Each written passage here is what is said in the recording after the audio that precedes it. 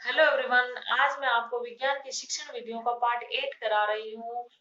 पीछे मैंने आगमन विधि भी करा चुकी हूँ। आज मैं आपको निगमन विधि कराऊंगी। तो अगर आप मेरे चैनल पर नए आए हो तो मेरी वीडियो को लाइक सब्सक्राइब व बेल आइकन का बटन दबाना ना भूले। मेरी वीडियो स्टार्टिंग से लेकर लास्ट तक देखें ताकि सभी शिक्षण विधियां आपको अच्छे से समझ में आए। तो देखो, आज मैं आपको क्या कराऊंगी, निगमन विधि कराऊंगी। इससे पहले मैंने आगमन विधि करवा चुकी है। जो निगमन विधि होती है ना, वो आगमन विधि के क्या होती है, विपरीत होती है, अपोजिट होती है।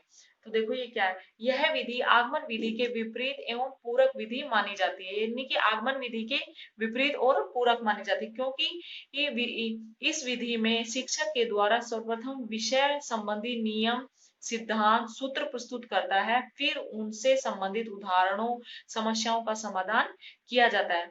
तो इसमें क्या होता है, निगमन विधि में पहले क्या करते हैं, जो टीचर होता है वो बच्चों के साथ सामने नियम प्रस्तुत करेगा, सिद्धांत सूत्र।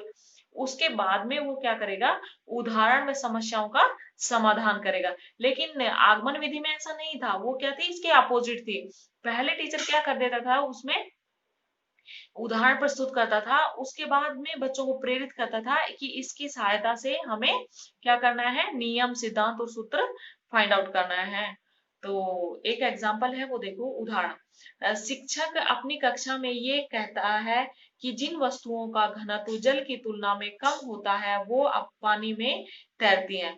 तो शिक्षक अपनी कक्षा में बताता है कि जिन वस्तुओं का घनत्व कम होता है वो तो क्या है कि पानी में तैरती है, लेकिन जिन वस्तुओं का घनत्व ज्यादा होता है तो वो पानी में क्या होती है, डूब जाती हैं। तो जिन वस्तुओं का घनत्व कम होता है उनमें से एग्जाम्पल कौन कौन से है, कागज लकड़ी आदि, ये पानी में नहीं डूबती हैं। लेकिन जो लोहे की कील है, निडिल है यानी कि सुई, वो पानी में डूब जाती है क्योंकि उनका घनत्व अधिक रहता है। अभी देखो निगमन विधि के सूत्र, ये बहुत इंपॉर्टेंट है। और बहुत ज्यादा बार ये क्या करते हैं, एग्जाम में पूछे जाते हैं, सी टेट में हुआ, आर टेट में, रीट में, ये ज्यादातर सूत्र ही पूछे जाते हैं। तो इसके सूत्र क्या है, अज्ञात से ज्ञात, सामान्य से विशिष्ट, नियम से उदाहरण, प्रमाण से प्रत्यक्ष, सूक्ष्म से स्थूल की तरफ। ठीक है। नेक्स्ट देखो, निगमन विधि के गुण या लाभ या महत्व। हम गुण को लाभ भी बोल सकते हैं, महत्व भी बोल सकते हैं, कुछ भी बोल सकते हैं, एग्जाम में आए तो यही वो चीजें होती हैं। वो देखो, फर्स्ट वन है, उच्च कक्षाओं के लिए गणित व्याकरण को प्रमुख विधि है। उच्च कक्षाओं के लिए जो कि ये है निगमन विधि है ना, ये गणित को सिखाने के लिए या व्याकरण के लिए ये प्रमुख विधि मानी जाती है। यह विधि कम समय में अधिक ज्ञान प्रदान करती है। यह विधि क्या होती है, ये निगमन विधि है जो क्या है कि इसमें समय कम लगता है। समय कम कैसे लगता है कि टीचर पहले ही उनके नियम बता देता है, सिद्धांत बता देता है, सूत्र बता देता है। उसके बाद में क्या करता है, उदाहरण देता है और तुरंत उसके नियम या सूत्र रखकर उसका सोल्व कर देता है। तो इसमें क्या है कि समय कम लगेगा, तो इसमें विधि में क्या होता है कि समय कम लगता है। विधि से आगमन की तुलना में तेजी से सीखते हैं। यानी कि जो आगमन विधि है ना, उसकी तुलना में बच्चे तेजी से सीखते हैं क्योंकि उनको सभी चीजें पता होती है पहले से। यह विधि उच्च कक्षाओं में उपयुक्त विधि है। जो उच्च कक्षाएं होती हैं उनके लिए बहुत ही उपयुक्त विधि मानी जाती है। यह सरल व संक्षिप्त विधि है। यह कैसी विधि है, सरल है और संक्षिप्त है। यह विधि नियमों सिद्धांतों सूत्रों का ज्ञान कराने के लिए उपयुक्त है।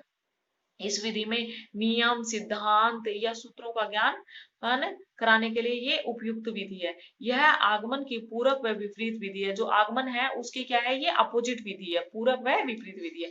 यह विधि आगमन विधि के द्वारा खोजे गए नियमों सिद्धांतों व सूत्रों को प्रभावी रूप से प्रस्तुत करती है। यह विधि है जो आगमन विधि के द्वारा जो नियम है सिद्धांत है सूत्र है, उनके द्वारा जो खोजे जाते हैं ना, उन्हें क्या करती है, वो प्रस्तुत करती है। आगमन विधि में हम क्या करते हैं, उदाहरण देते हैं, फिर नियम सिद्धांत और ये सब क्या करते हैं, हम फाइंड आउट करते हैं। ये क्या करती है, उन नियमों सिद्धांतों व सूत्रों को प्रभावी रूप से प्रस्तुत करती है। गणित विज्ञान और व्याकरण, यह विधि पाठ्यक्रम को समय पर पूर्ण कराने की दृष्टि से भी सरल विधि मानी जाती है। जैसे गणित है, विज्ञान है, व्याकरण है, तो इन सब्जेक्टों को क्या होता है कि ज्यादा टाइम लगता है। तो ये पाठ्यक्रम को समय पर पूर्ण करा देती है ये विधि। कौन सी, निगमन विधि। यह विधि शिक्षकों के लिए भी सरल है और यह विधि शिक्षकों के लिए भी सरल मानी जाती है। नेक्स्ट 10 नंबर है, यह विधि शिक्षकों के लिए भी सरल विधि है। 11 देखो, इस विधि पर आधारित पुस्तकें उपलब्ध होती हैं। यानी कि निगमन विधि पर आधारित क्या है, पुस्तकें उपलब्ध होती हैं। इस विधि में साधनों को भी अधिक आवश्यकता नहीं होती है। इसका एक मेन नोट पॉइंट है कि इसमें अत्यधिक क्या होता है कि साधन नहीं चाहिए होते हैं। जैसे आगमन विधि में अत्यधिक साधनों की आवश्यकता होती है और समय अत्यधिक लगता है, लेकिन इसमें ज्यादा समय नहीं लगता और ज्यादा साधनों की आवश्यकता नहीं होती है। अभी निगमन विधि के ये क्या है दोष है, वो देखो अवगुण है। दोष बोल दो या अवगुण बोल दो। तो फर्स्ट है, यह अमनोवैज्ञानिक विधि है। यानी कि इसमें क्या है, यह अमनोवैज्ञानिक विधि क्या होती है कि इसमें बालक हमेशा क्या है, निष्क्रिय रहता है। अमनोवैज्ञानिक विधि में क्या होता है, बालक हमेशा निष्क्रिय रहता है।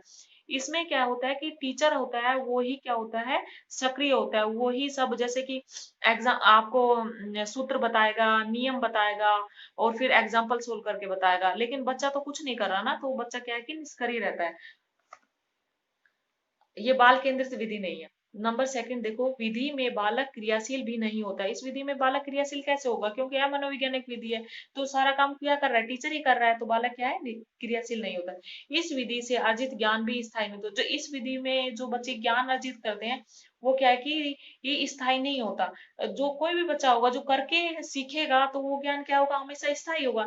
लेकिन इसमें तो क्या है कि पूरा काम क्या कर रहा है, टीचर ही कर रहा है, तो ज्ञान क्या है, स्थायी नहीं होता है। यह विधि बालकों को मानसिक क्रियाओं को करने का अवसर भी नहीं देती है, इसलिए इस विधि से बालकों का मानसिक विकास नहीं हो पाता है। तो ये इस विधि में क्या होता है, बालक है ना मानसिक कार्य नहीं कर पाते हैं। मानसिक कार्य नहीं कर पाएंगे क्योंकि पूरा काम तो टीचर ही कर रहा है। बच्चे कहाँ मानसिक कार्य, बच्चे तो सिर्फ एक देख ही रहे हैं कि टीचर कैसे कैसे क्वेश्चन कर रहा है, कैसे क्या बता रहा है, नियम बता रहा है, सूत्र बता रहा है।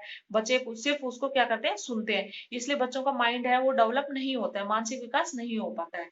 ये इसका बहुत ही इंपॉर्टेंट पॉइंट है। यह विधि रटने का अनुकरण करना या यांत्रिक अभ्यास पर अधिक बल देती है। यानी कि रटने को अत्यधिक वो करती है, बल देती है, और यांत्रिक अभ्यास पर भी अत्यधिक बल देती है।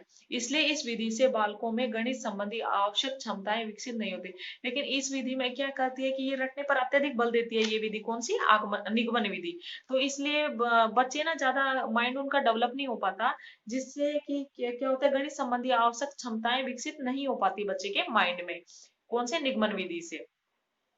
इसका एक नोट पॉइंट है, वो देखो, निगमन कक्षाओं के लिए उपयोगी नहीं है। निम्न कक्षाओं के जो निगमन विधि है ना, जो निम्न कक्षाओं के लिए उपयोगी नहीं है, क्योंकि इसमें डायरेक्ट सूत्र वगैरह बता दिया जाता है जिससे बच्चे का माइंड डेवलप नहीं होता। तो ये छोटी कक्षाओं के लिए ये उपयोगी नहीं है। Thank you.